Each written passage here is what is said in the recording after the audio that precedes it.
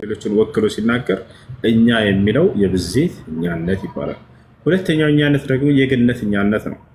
የግነተኛነት ማለት አንድ አካል ብቻውን ሆኖ ሳለ ታላላቅ ስራዎችን ገናና ስራዎችን ሰርቶ ያኔ ራሱን ለግነቱን ለመግለጽ እኛ የሚለው ቃል ነው። ልክ ይሄንን መንግስታቶች ታላላቅ ባለሀብቶች የሚጠቀሙት ነው። ትልቅ ካምፓኒ ከፍቶ አንድ ሰው ባለሀብት ሰራተኞችን ለመቅጠር ለዚህ ለካምፓኒ መቅጠር የምንፈልጋቸው የሰራተኛ አይነቶች ብሎ ይጽፋል፣ ማስታወቂያ ያወጣል። ስንት ነው ይሄ ሰው? አንድ ነው። ግን ግነቱን ለመግለጽ የሀብት ባለሀብቶች እንደ ባለስልጣናቶች ታላላቅ የጸጋ ባለቤቶች ይሄን ይናገሩታል። የጸጋዎች ሁሉ ጸጋ ባለቤት የሆነው አምላክ አላህ ሱብሓነሁ ወተዓላ የፍጥረት ሁሉ ታላላቅ እነዚህን ገናና ፍጥሮች የፈጠረ አምላክ አላህ ታዲያ እኛ ቢል ምን ነው የሚደንቀው? አይደንቅም። ሰማይን፣ ምድርን፣ ከዋክብትን፣ ፀሐይን፣ ጨረቃን፣ ሰዎችን፣ ጋኔን፣ መላእክትን ይሄን ሁሉ ፍጥረት ያስገኘ አላህ ሱብሓነሁ ወተዓላ እኛ የሚለው ይሄን ለመግለጽ ነው። ይበልጥ ደግሞ ላሳያችሁ አረቦች እንደሚጠቀሙት ቃል በቃል የአረበኛ ቋንቋ ግራመር ላይ ላሳያችሁ። ሰዋሰው ሰዋሰው። እሺ እዚህ ጋር እንመልከት። አረቦች እንደሚጠቀሙት ከሊመት ነህኑ እኛ የሚለውን ቃል ለሁለት ዓላማ ይጠቀሙታል። ከሊመት ነህኑ ቃሙስ ላይ እንመልከት። እዚህ ጋር እንመልከት። ወደ አማርኛ ቀይርላችኋለሁ። ምን ይላል? ለከሊመት ነህኑ እኛ የሚለው ቃል ضمير رفع منفصل يعني مبني على الضم يعبر به الاثنان أو الجمع المخبرون عن أنفسهم. يعبر به بأرسو يقلص بتال إني يملون قال يقلص بتال الاثنان هلتنا أو الجمع وين كذا بلاي بزيت يالله شواكالوش يقلص بتال المخبرون عن أنفسهم سل راساتشو يمناقروا يهونوا إلى لكن ده دقمو عندي مهنن المزيت النجانو زهو قار من إلال وقد برقتم يعبر به الواحد عند كلام لقلص بتم يشلال عند إرادة التعظيم جنة باسبه ጊዜ ግነትን አስቦ እኛ የሚለውን ቃል ይጠቀማል እንደ አረበኛ። አያችሁ አይደል? አሁን ይሄን ወደ አማርኛ ልቀይርላችሁ። ጎግል አለይሂ ሰላም በትክክል ከተረጎሙት እንመልከተው፣ ወደ አማርኛ እንቀይረው። ያውና እኛ የሚለው ይታያል። እኛ የሚለው በዳማ ላይ የተገነባ የተለየ ርዕሰ ጉዳይ ተውላጠ ስም በራሳቸው ላይ ሪፖርት በሚያደርጉ ሁለት ወይንም ከዚያ በላይ ሰዎች አያችሁ አይደለ? ስለራሳቸው ሪፖርት ማድረግ የሚፈልጉ ሁለት ወይንም ከዚያ በላይ ሰዎች ለወንዶችም ሆነ ለሴቶችም ጥቅም ላይ ይውላል አለ። ወንዶችም ሆነ ሴቶችም ሁለትና ከዚያ በላይ ሆነው እኛ የሚለውን ቃል በመጠቀም የብዜትኛነት ይባላል። ይሄ እንዲሁም አላሁን አስተውሉ፣ አንድ ሰው አክብሮትን በሚገልጽበት ጊዜ ሊጠቀምበትም ይችላል። ያው አንድ ሰው ክብሩንና ገናናነቱን ለመግለጽ ሊጠቀምበትም ይችላል። ምን የሚለውን? እኛ የሚለውን ማለት ነው። አያችሁ አይደለ? እና ስለዚህ እኛ የሚለው ቃል ለሁለት ዓላማ ይውላል እንደ አረበኛ። የብዜትኛነት አለ፣ የግነተኛነት አለ። ታዲያ አላህ ያሰበው የብዜቱና የግነቱን የሚለውን እኛ ሳንሆን ራሱ ይመልስልን። ራሱ በቁርአን ላይ ስንት ነኝ ብሏል? አንድ ብቻ ነው ብሎ ዘግቶታል። ቁል ሁወ አላሁ አሐድ በል እርሱ አላህ አንድ ነው። ስለዚህ የብዜትኛነት አይደለም። እሺ ሁለት ነው እንዳትሉም ሁለት አይደለም ብሎ ዘግቶታል። በሱረቱ ነህል ላይ ምን አለ? ولا تتخذوا إلهين اثنين ولت أتبلون جيال الله سبحانه وتعالى نقول إنما هو إله واحد يعني عند أملاك بتشانك لا صوستم لو ندات تلم زكتوثا ولا تقولوا ثلاثة انتهوا خيرا لكم إنما الله إله واحد قالوا صوست أتبلون يعني عند أملاك الله بتشانك يعني عند من ينال بقلصة وتشال كزين جراشون نام تقول أبو صوست غير الله معنا سلزي أملاك ولتم صوستم كزين بلا ما أدري عند بتشانك بلو قلصة إيه نوصل الأشياء.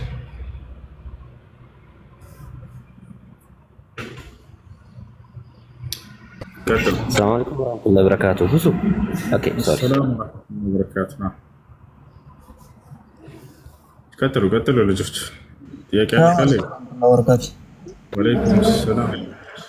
السلام عليكم. وعليكم السلام. ሰላም ነው አልሐምዱሊላህ።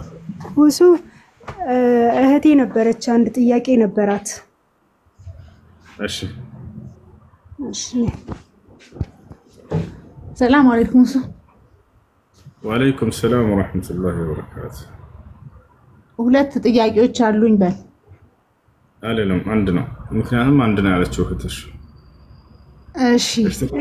እሺ እኔ መጀመሪያ ሙስሊም ነበርኩኝ እሺ እና ከ27 ዓመት በላይ በክርስትና ሃይማኖት ውስጥ ቆየሁ እና አሁን ወደ እስልምና መመለስ ፈለኩ። እሺ በመጀመሪያው እንዴት ነው እንደ አዲስ ሻሃዳ ይዛለሁ ወይስ እንዴት ነው ማደርገው? እስካሁንስ የነበረው ጾም አለ ሰላት አለ እንዴት ነው ማደርገው? መክፈል የሚቻል ከሆነ በቃ ወደ እስልምና ከተመለሽ እንደ አዲስ ነው። ያለፈው አልፏል። ያለፈውን አትጠይቅበት። እንደ አዲስ ሻሃዳ ይዛለሁ። እንደ አዲስ ሻሃዳ ይዘሽ መመለስ።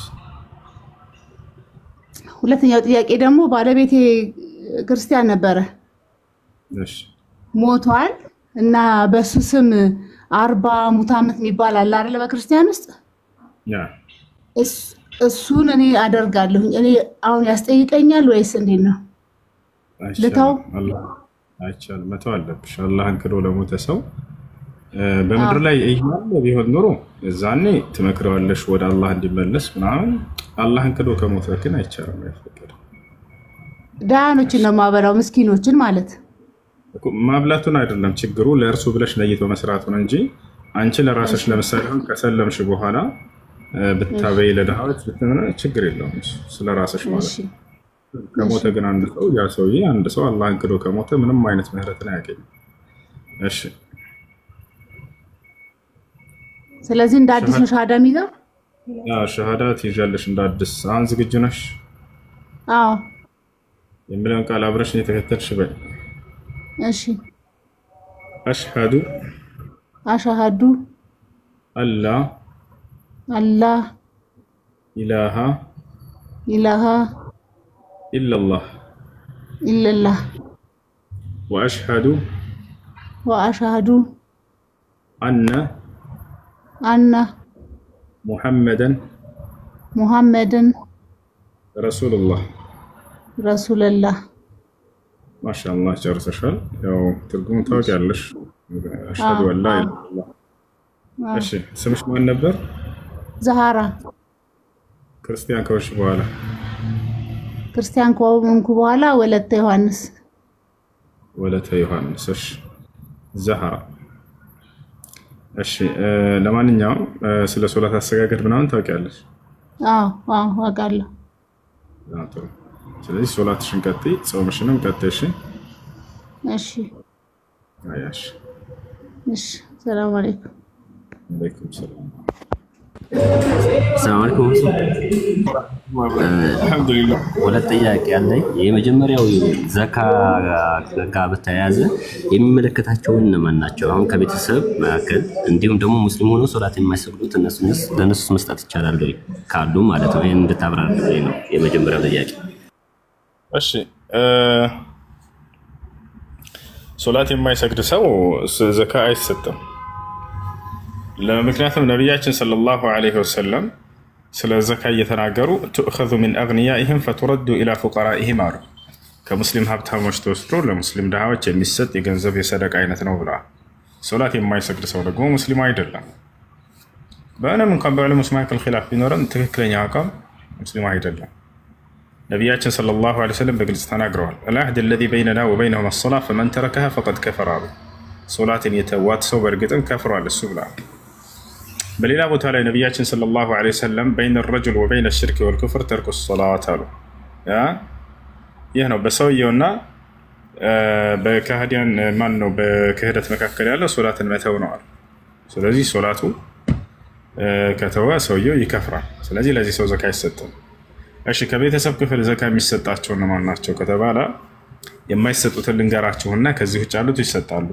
አንደኛ ለአባትና ለእናት ዘካ አይሰጥም። ለምን ከተባለ ከንጹህ ገንዘባችን የመስጠት ግዴታ ስላለብን። እናትና አባቶቻችን ለህይወታቸው መምሪያ የሚበሉት የሚጠጡት መጠለያ መጠቀሚያ ምናምን እነዚህ ከሌላቸው ልጆች ካላቸው የመስጠት ግዴታ አለባቸው። ከዘካ ሳይሆን ከንጹህ ገንዘባቸው የመስጠት ኃላፊነት ስላለባቸው አይሰጡም። ሁለተኛ ለአያቶች ልክ እንዲሁ ለእነርሱም እንዲሁ ከሌላቸው መስጠት አለብን። ሶስተኛ ለልጆች አባት የማስተዳደር ግዴታ ስላለበት ለሚስቱም ልክ እንዲሁ ዘካ አይሰጥም። የማስተዳደር ግዴታ ስላለበት ሚስት ለባሏስ ዘካ መስጠት ትችላለች አትችልም? ማነው የሚመልስ? ሚስት ሀብታም ነች እንበል የዘካ ገንዘቧ ደረሰበት ባሏ ደሃ ከሆነ ለእርሱ መስጠት ትችላለች አትችልም?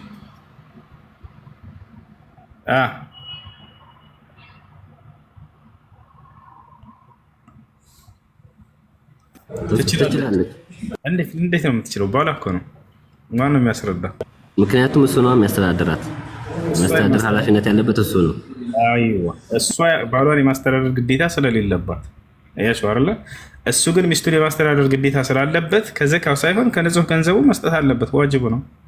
እሷ ግን ግዴታ ያለባትን ባሏን የመቀለብ ወዛች አለ አይደለ? ስለዚህ ለእርሱ ዘካ መስጠት ትችላለች። እሺ ሁለተኛው ደግሞ ይሄ አሁን ለምሳሌ ሙስሊም ሆነ ለምሳሌ አሁን 30 ዓመት ላይ ሆኖ ለምሳሌ ሶላት እየሰገደ ምን ያለ ወደ ክፍር ገባ ለምሳሌ አንድ ሙስሊም ማለት ነው። ከዛ ለ10 ዓመት ያህል ከፍሮ 40 ዓመቱ ላይ ከእንደገና ከተመለሰ ያችን 10 ዓመት ሶላት መስገድ ቀዷ ማውጣት አለበት የሚል የሆነ ሐዲስ ሰምቼ ነው። እና እንዴት ነው ይሄ የሚታየው? አጭር ጊዜ ከሆነ ነው። ይሄን ያክል በጣም ብዙ ዓመታት ከሆነ ይሄ የለበትም። ይሄ ከባድ ነው። ይሄን ያክል ሁሉ ዓመታት እና ስለዚህ አጭር ጊዜ ከሆነ ነው። ሰላም አለይኩም ወንድሜ ሽክራን አላህ ይስጥልኝ። እሺ ወአለይኩም ሰላም። እንዴት ነህ? ደህና ነህ? ስላገኘሁ ደስ ብሎኛል። ለመጀመሪያ አንድ ጥያቄ ነበረኝ። ነቢያችን ሰለላሁ ዐለይሂ ወሰለም ስማቸው በመጥፎ በሚጠራበት አካባቢ ወይም ከታች ሆኖ ለሚያዳምጡ እስላም ወንድሞቻችን የሆነ ነገር ብትላቸው ስማቸው በመጥፎ በሚነሳበት ቦታ ላይ ለሚከታተሉ ልጆች የሆነ ነገር ብትላቸው አንድ። ሁለተኛ ደግሞ ይሄ ላይቭ ስትሪሙ ከቲክቶክም እንትን ጨማሪ በዩቲዩብ በፌስቡክ የሚተላለፍበትን መንገድ ብታመቻች። ለምን በብዙ አሁን ቲክቶክ መጠቀም ማይችሉ ልጆች አሉ። ዩቲዩብ በዛውም ልክ ብዙ ሰዎች ስላሉ በሁሉም ተደራሽ እንዲሆኑ ያንን ነገር ብታመቻች ባይናኝ። አመሰግናለሁ። ብዙ ጊዜ ተናገር ያለህ አላህና መልእክተኛ የሚሰደቡበት የሚዘለፉበት ቦታ ላይ ቁጭ ብለው እንትን ማለት አይቻልም። ስድብና ዘለፋ ላይ ሙስሊም አይገኝም እዚህ ቦታ ላይ። وقد نزل عليكم في الكتاب أن إذا سمعتم آيات الله يكفر بها ويستهزأ بها فلا تقعدوا معهم حتى يخوضوا في حديث غيره إنكم إذا مثلهم إن الله جامع المنافقين والكافرين في جهنم جميعا إلى شاء الله من على برقتم بزي بمزعف لا عندي من الكالن أو رجل الله شو هذا وين يعرف من الملكال سويش بالله النبي ملك تنيا بعنا كسوتشو سيالله قتو سياشوفو سيكدو كسماتشو እዚያ ቦታ ላይ አትገኙ ይላል። ብትገኙ እናንተ እነርሱ አምሳያዎች ናቸው አለ። ስለዚህ ምን ብሎ ገለጻቸው? መናፍቅና ከሃዲያን ብሎ ገለጻቸው። በነቢያትና በአምላክ ቃል በአምላክ ላይ የሚሳለቁ የሚክዱ ሰዎች እነዚህ ከሃዲያን መሆናቸው ግልጽ ነው። እነዚያን ቁጭ ብሎ የሚያዳምጠን ደግሞ መናፍቅ ተብሎ ነው የተጠራው። ወዴት ይሄዳሉ አለ? ወደ ጀሃነም ይሄዳሉ አለ። መጨረሻ ላይ ሁለቱም መናፍቅና ከሃዲያኖች ሁለቱንም ጀሃነም ውስጥ ነው የሚሰበስባቸው ብሏል። ይሄ በውይይት ስም ተሰብስበው ውይይት አይደለም፣ ይሄ ስድብ ነው፣ ዘለፋ ነው። መሐመድ እንደዚህ ላድርግልህ፣ አላህ እንደዚህ፣ ይሄ ዘለፋ ነው፣ ስድብ ነው። እንደዚህ አይነት ጫጭቶች ጋር ተሰባስባቸው ሲሳደቡ የሚዘልፉ ሰዎች ጋር ቁጭ ብሎ እንትን ማለት ውይይት ማለት በስነ ስርዓት ሐሳብን መሟገት ነው። የግዴታ አመን አይደለም። ላታምን ትችላለህ። አይ እኔ ነብዩ መሐመድ ሰለላሁ ዐለይሂ ወሰለም ነብይ ናቸው የሚለውን አልቀበልም ካለ ይሄ ስድብ አይደለም፣ ችግር የለም። የዛን ጊዜ ያቅርብ ጥያቄውን በዚያ ላይ ታስረዳዋለህ። خلاص መሐመድ እንደዚህ ላድርግልህ እንት ይሄ ተገቢ አይደለም። ማንኛውም እንዲህ አይነት ቦታ ላይ የምትገኙ ሰዎች ካላችሁ ስህተት ነው። ማንኛውም ሰው ስለ እስልምና ጥያቄ ያለኝ ያለ ካለ መግባት ይችላል። እና ሌላኛው ዩቲዩብ ለምን እንደሆነ ገብተን ሰብስክራይብ ልናደርግ ስንል ዩዘር ኔም እና ምናምን ጠይቃለህ። ያንን ነገርን ብታስተካክለው በዛውም። እሺ የከፈተው ሌላ ልጅ ነው ነግረዋለሁ ኢንሻአላህ።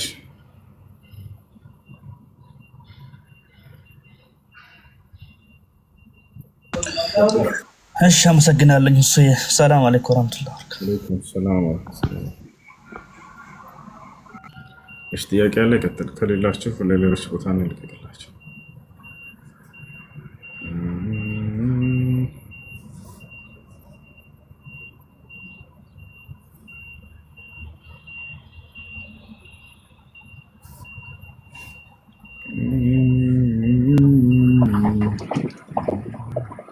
السلام عليكم.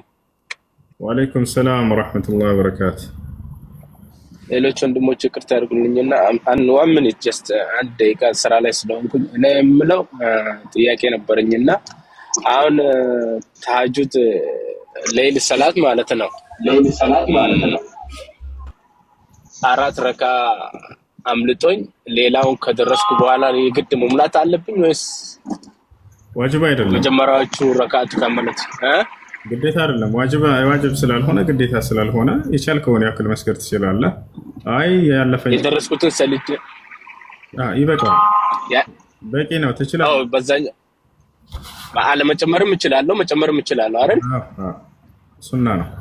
ሱና ብሎ ማለት ما يثاب به فاعله ولا يعاقب به تاركه በተሰራ የምትመነዳ ባትሰራ የምትቀጣበት ስራ ሱና ይባላል። ስለዚህ ብትጨምር አጅር ታገኛለህ፣ ባትጨምር ደግሞ እንደ አኛ ትታይ። እሺ ጀዛከላህ ሽክራን ቴንክ ዩ አላህ ይጠብቅህ እንወዳለን። እኔ ልቀጥል ወሱ ጥያቄ ነበር።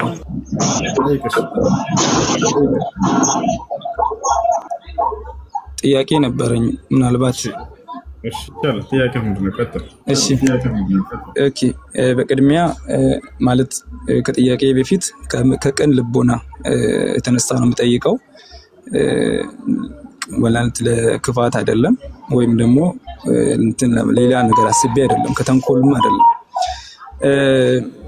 አንደኛ ከእናንተ ከምትሉ ጀነት ህይወት ላይ ጥያቄ አለን።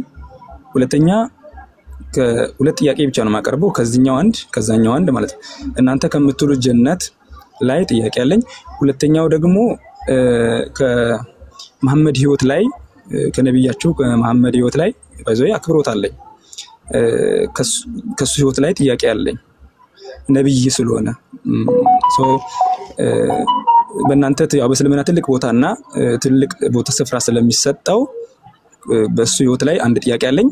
ሌላው በእናንተ ከምትናገሩት ጀነት ላይ ጥያቄ አለ። የመጀመሪያው ከጀነቱ ልነሳ። ጀነቱ ላይ አንድ ሰው ከሞተ በኋላ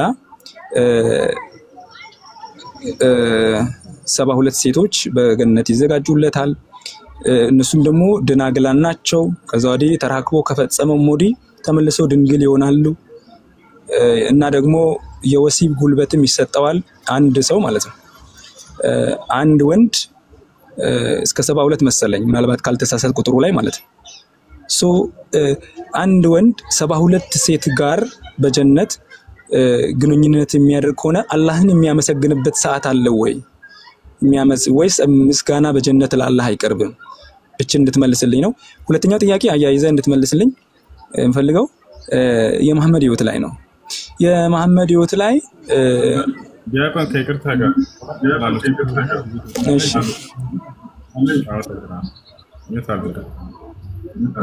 እንዳይረብሽ ሜት አድርገው የሚያስተጋባ ድምፅ አለ መሰለኝ ካንተ ጋር። እሺ አንድ ሰው በጀነት ውስጥ ሲገባ ጊዜ ሙስሊም ሰው 72 ሚስት ያገባል ወይ? የለም እንደዛ የሚል ሙስሊም ያገባል ወይ? ልብ በሉ የምናገረው ንግግር። አንድ ሙስሊም በጀነት ውስጥ ከገባ በኋላ 72 ሚስት ያገባል የሚል የለም። ያለው ሐዲስ ምንድነው ከተባለ አንደኛ ይሄ ሐዲስ ለሸሂዶች ነው የሚለው ሰማዕታት ሆነው ለሞቱ ሰዎች ማለት ነው። ስለ ሐዲሱ ዑለሞች ግማሽ ዑለሞች ضعيف ነው ይሄ ሐሰት የሆነ ሐዲስ ነው ብለዋል። ሌሎች ደግሞ ትክክል ነው ያሉ አሉ። ችግር የለውም ትክክል ነው በሚለው ብንይዘው ራሱ ለምንድነው ለሸሂዶች ነው የሚለው ሰማዕት ጦር ሜዳ ላይ ተፋልሞ ለሞተ ሰው ማለት ነው። ወጣቻው አይደል? ኦኬ ለሸሂዶች ከሆነ እሺ ጥሩ ልጨርስ ገና ነው። እሺ ጨርስ። እሺ ለሸሂድ 5 خصال ነው የሚለው ያም እንዳውም ቡኻሪና ሙስሊም ወይንም ደግሞ ሶሂህ ሐዲስን እንጂ ሌላ የማይቀበሉ የሆነ ቡኻሪና ሐዲስ ሶሂህ ሙስሊም ይባላሉ። እዚያ ጋር አታገኘውም። ይሄን ራሱ ለሸሂዶች የሚለው እዚያ ጋር ራሱ አታገኘውም። የት ነው? እነ ነሳኢ ላይ አቡ ዳውድ ላይ ሌሎች ላይ ነው የምታገኙት። ትርሚዚ ላይ ነው ልታገኙ የምትችሉት። ሶሂህ ቢሆን ኖሮ ቡኻሪና ሙስሊም አይታውትም ነበር። ወጣቻው አይደል? አንደኛ ይሄ ነው። ሁለተኛ ለሸሂዶች ነው የሚለው። ስለዚህ ለሙስሊሞች 72 ታገባላችሁ የሚል የለም። እንደዚህ ለሸሂድ ነው የሚለው። ሁሉም ሙስሊም ሸሂድ ሆኖ ነው ወይ የሚሞተው? አረ አይደለም። አብዛኛው ሰው እንደውም አልጋ ላይ ነው የሚሞተው አይደል? ጦር ሜዳ ላይ ሲፋለም የዛኔ የሞተ ሰው ያን ነው ያገኛል የተባለው። ያን ራሱ 72 በቁጥር ደረጃ ነው ወይ ለሸሂዶች የተባለውስ? አይደለም። ምንድነው? ግነትን ለመግለጽ ነው። كما قال الامام ابن القيم الجوزية رحمه الله تعالى ታላቁ ዓሊም ابن القيم ምናሉ 72 የሚለው ለሸሂዶች ራሱ በቁጥር 72 ለማለት አይደለም ማለት ግነትን ለመግለጽ ነው። ታዲያ ስንት ነው በቁጥር ተገልጿል ወይ? አዎ ቡኻሪ እና ሙስሊም ላይ ሁለት ብቻ ነው አንድ ሙስሊም የሚያገባው በጀነት ውስጥ ተብሎ ተገልጿል። እንደው በዛ ከተባለ ለዚያው የመጀመሪያ ጀነት የሚገቡት أول زمرة تدخل الجنة على صورة القمر ليلة البدر فلكل واحد منهم زوجتان في الجنة. النبي صلى الله عليه وسلم منالو مجمرة جنة የሚገቡት ጭፍሮች ፊታቸው ልክ እንደ ጨረቃ የፈካ ሆኖ ይገባሉ ካሉ በኋላ ለእነርሱም ለእያንዳንዳቸው ሁለት ሚስት ብቻ አላቸው አሉ። አያርላ ስለዚህ ያኛው 72 የሚለው በዚህ ይመጣል ማለት ግነትን ለመግለጽ እንጂ ሁለት ብቻ ነው ማለት ነው። ከፈለክ ሁለት ብቻ ነው የሚለውን አሳያለሁ። ሁለት ብቻ እንደማይገባ። እሺ ኦኬ እንዳልከው እንግዲህ ለሸሂዶች ከሆነ ከሁለት በላይ መሆኑን አሳይታል። እንግዲህ ካልተሳሳትኩ ማለት ነው። ሸሂዶች ሆኖ ግነት ነው አልኩኝ። ኦኬ ማለት ለሸሂዶች ከሁለት በላይ መሆን ይሆናል ብላል መቼስ አይደል? አሁን ነው 72 ስለ ቁጥሩ ነው ያወራሁት። 72 ስለ ቁጥሩ ነው ያወራሁት። ያራሱ ለሸሂዶች ምን ያህል ነው? ለሸሂዶች ምን ያህል ሚስት ነው? ሁለት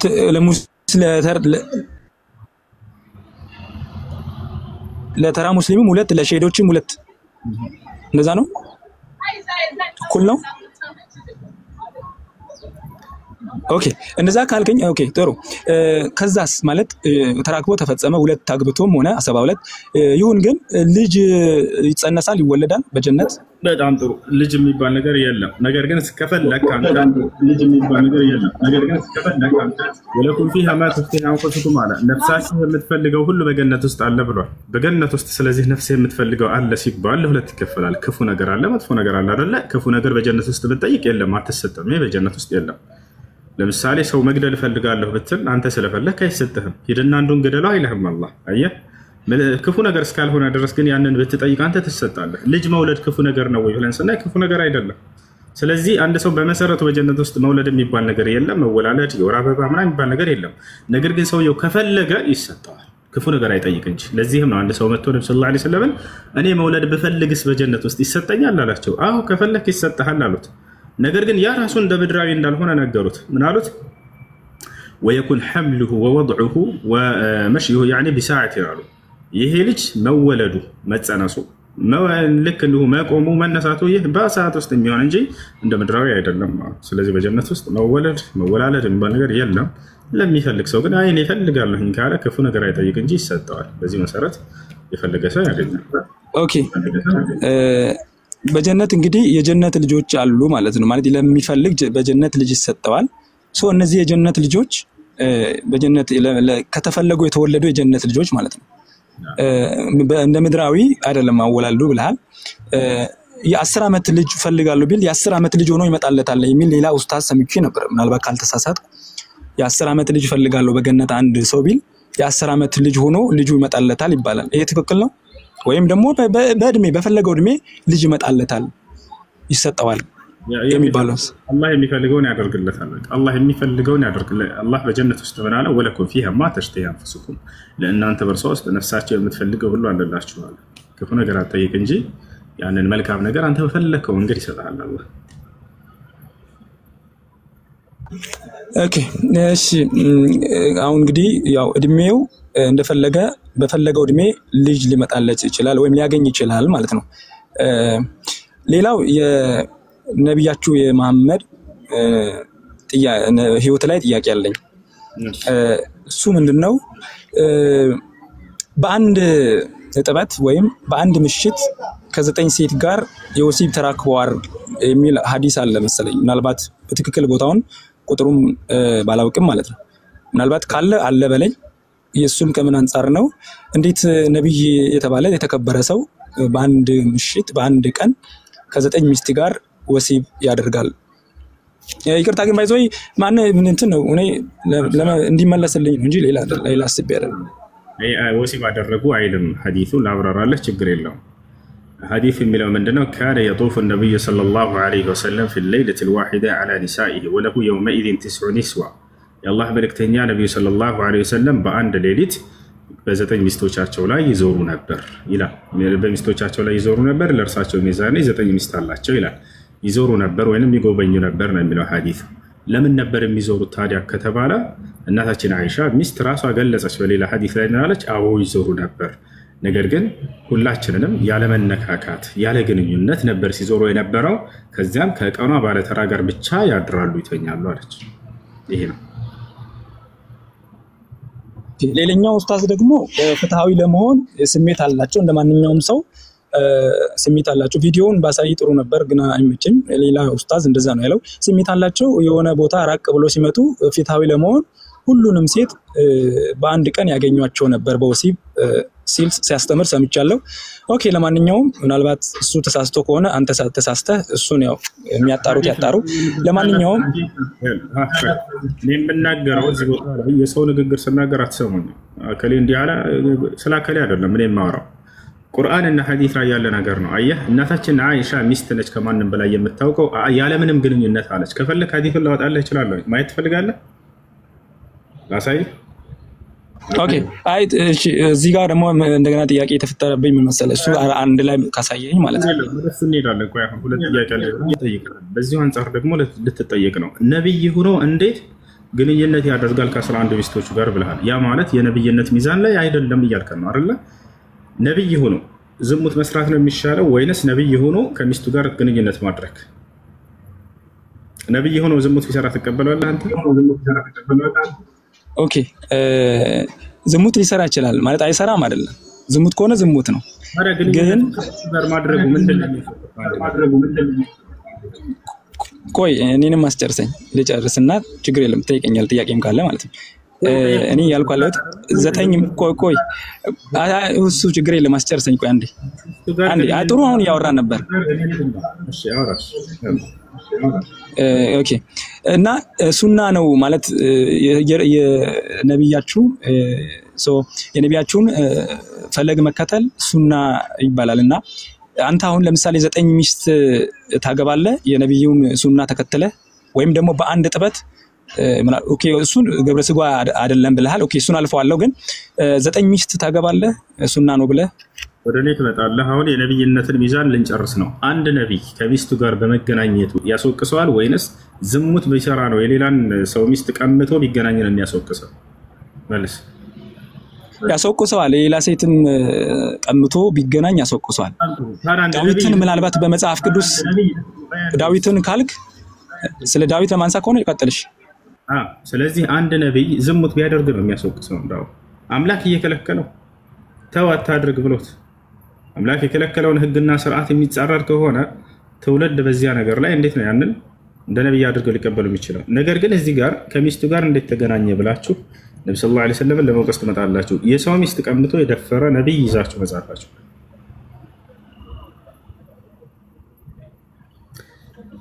ባይዘው ዳዊትን በዝሙቱ አላጸደቅነውም። በዝሙቱ እግዚአብሔር ቀጥቶታል፣ መልስም ሰጥቷል።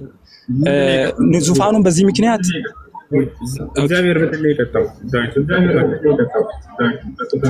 ዳዊት እንግዲህ በዛ ምክንያት የኦሪዮንን ሚስት ቀምቶ ለራሱ አድርጎ በዝሙት ፈጽሞ ከሷ ጋር እንደገና በጦር ሜዳ ደግሞ ባልየውም እንዲገደላል ቀጥቶታል። ካልከኝ ዝሙት ያደረገ ሰው ምንድነው? እግዚአብሔር ምን ብሎ ተናግሯል? ዝሙት እግዚአብሔር አላጸደቀውም የዳዊትን ይህንን የዝሙቱን እኮ እግዚአብሔር አላጸደቀለትም። አንተ ግን አሁን የመሐመድን እያጸደቅ ነው። ቀጥቶታል ብለኸኛል አይደል? ዳዊትን በጣም ጥሩ ቀጥቶታል እግዚአብሔር ካልከኝ ዝሙት ያደረገ ሰው ቅጣቱ ምንድነው በእግዚአብሔር ሕግ? በብሉይ ኪዳን ዳዊት እንግዲህ የተቀጣው ልጁ በሱ ላይ እንዲነሳ ዳዊት ምን ተቀጣ? ወደ እንዲለቀጣ ምንድነው? አቤት ዝሙት ያደረገ ሰው ምን ይቀጣ ነው ያለው እግዚአብሔር? እንግዲህ እንደ ሰውየው ማንነት ሊለያይ ይችላል። ዳዊት የተቀጣበት አሁን አንተ የዳዊትን ታሪክ ነው አነሳው አይደል? ዳዊትን በዛን ሰዓት እግዚአብሔር ምን ያህል እግዚአብሔር ዝሙት የሰራ ወይ እሱ አሁን ማለት በጥሩ ሁኔታ የተወያየን ነበር። ምናልባት ማለት እኔ ሳወራ ዝም ካልክ ችግር የለም። አሬ ተጠይቀው በልስልሽ ዝሙት ያደረገ ሰው በብሉይ ኪዳን ከሆነ በድንጋይ ተወግሮ ይገደላል። አሜን ነው። ስለዚህ እግዚአብሔር በዳዊት ላይ ኦኬ ዳዊትና እንግዲህ ሌሎቹ እኩል ይቀጣሉ ማለት አይደለም። እንኳን በአዲስ ኪዳን እንኳን እግዚአብሔር እያንዳንዱን ሰው ወይም ደግሞ ለራሱ ዝሙት ያደረጉትንም ሆነ የሰረቁትንም ሆነ ሌሎችንም የራሱ ባሪያዎች ከሆነ በራሱ በፈለገው መልኩ ይቀጣል እንጂ ለምን እንደዛ አላደረክም ብለን አንጠይቅም። ለምሳሌ ዳዊት ተቀጥቷል፣ አልታለፈም። ግን የዳዊትን ዝሙት መፈጸም አስጨርሰኝ ትንሽ ነው አላወራውም፣ ብዙ አላወራም። ዳዊት ዝሙት ፈጽሟል። ከዛ ወዲህ በዛ ዝሙት ምክንያት የደረሰበት ቅጣት እጅግ በጣም ከባድ ነበረ። ልጁ እንዲሞት ሆኗል፣ ልጁ እንዲያሳድደው ሆኗል፣ በትረ መንግስቱን እንዲያጣ ሆኗል፣ ተቀጥቷል። በእንባ ራሱ በእንባ በእግዚአብሔር ፊት ቀርቦ ያ ሁሉ ልጁ እንዲነሳበት ያደረገው በዝሙት ጣጣ የመጣበት ነው። ይሄ ሁሉ ቅጣት ያገኘው ዳዊት ነው። ሌሎቹ ደግሞ እንደዚህ በዝሙት ምክንያት የሚቀጡም አሉ። እግዚአብሔር የዳዊትን ዝሙት አላጸደቀውም፣ እኛም አላጸደቅንም። ግን ቆይ እኔ ወደ ስለዚህ ለነብይና ለተራው ህጉ ይለያያል የሚል አንድ ጥቅስ ስጠኝ። አንድ ጥቅስ። እሺ ታዲያ ዳዊት በድንጋይ ተወግሮ ነው የሞተው? ታዲያ ሳይሆን ጥቅስ ነው በፈልገው ነብይ ሲሆን ህጉ ካደረገ ሰው ይወገድ የሚለው ህጉ ይለያል። ኦኬ ስለዚህ ዳዊት ይህንን ቅጣት በመቀጣቱ ቅጣቱ ትክክል አይደለም፣ የእግዚአብሔር ቅጣት ትክክል አይደለም ነው ያልክ ያለው? ሐሳብ ነው እየጠየቁ ያለሁት። ህጉ ምንድነው? ስለተደረገው ተወግሮ መገደል ነው። ነገር ግን ይሄ በዳዊት ላይ እንዳልተፈጸመ ስለሚያውቅ ያደረገ ለነብይ ለዳዊት ከሆነ ይለያል። ህግ ለነብይ ሲሆንና ለተራው ህዝብ ሲሆን ኦኬ እኔ አሁን እኮ መለየቱን እያሳየሁኝ ነው። አሁን መለየት ጥቅስ እኮ ማምጣት አያስፈልግም። መለየቱን እያሳየሁኝ ነው። ዳዊት በድንጋይ ተወግሮ አይደለም የተገደለው። በዳዊት ላይ የሆነውን አድርገው ዳዊት እያየህ እኮ ነው፣ ፕራክቲካሊ እያየህ ነው። አሁን ጥቅስ ማምጣቱ ለምን አስፈለገ? ዳዊት ተወግሮ አይደለም የሞተው ያስፈልጋል። እግዚአብሔር በህግ መሰረት አልቀጣውም ነው። አሁን ይኸውልህ ነገሩን ዳይቨርት አታርጉ። እሱ ምናልባት በግልጽ መጽሐፍ ቅዱስ ያስቀመጠውን ነገር ሲሆን ይለያል የሚል የተነገረበት አንዱ ታስተምሽ ኦኬ ስለዚህ ዳዊት በድንጋይ ተወግሮ ነው የሞተው። ስለዚህ እግዚአብሔር በዝሙት ምክንያት ማለት ነው የሰራፈ ይገደል የሚለው እግዚአብሔር ህግ በሱ ላይ ተፈቀደ። ኦኬ ስለዚህ ዳዊት አልተቀጣም ያልከኝ ነው? ወደሱ ልመጣ ነው። አብሽሪ ወደ ቀጣው ቅጣት ግን ዝሙት የሰራውን ተወግሮ ይገደል የሚለው እግዚአብሔር አልተፈቀደ የሚለው እግዚአብሔር በህግ መሰረት አልቀጣውም ዳዊት ማለት ነው። የሰው ሚስት ዳፈኛ ልክ ነህ።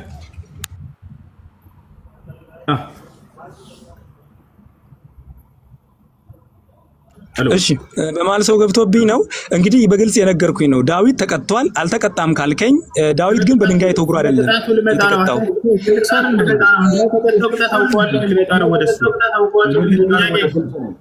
ዝሙት የሰራ ሰው ቅጣቱ ምንድነው? በእግዚአብሔር